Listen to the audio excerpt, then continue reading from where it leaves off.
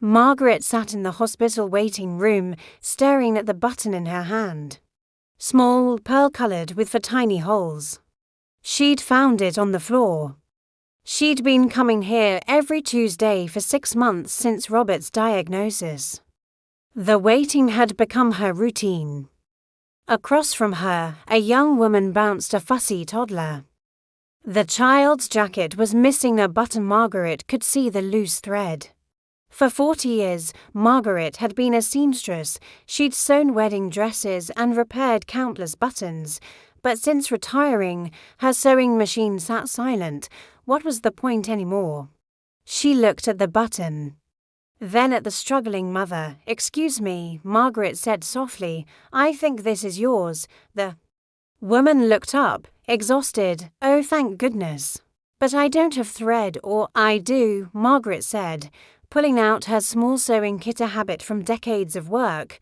"May I?" Margaret gestured to the jacket. The woman's eyes filled with tears. "Please," as Margaret's fingers worked the needle. Something awakened inside her, the familiar motion, the simple act of fixing something broken. "You're amazing at this," the woman said. "My grandmother used to sew like you." Margaret smiled sadly.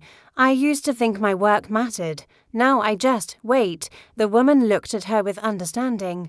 "My grandmother said the same thing. But you know what I remember most? The button she sewed on my teddy bear when I was scared at the hospital. She made something whole when I felt broken." Margaret's hand stilled. She looked around the waiting room, worried faces, tired parents, scared patients, all of them waiting. All needing something to hold onto. She finished the button. "Perfect," the woman said, as she left. An elderly man approached. "My shirt lost a button. Would you?" Margaret looked at her sewing kit. "Of course." By afternoon's end, Margaret had sewn 7 buttons and mended to sleeves. People started calling her the button lady.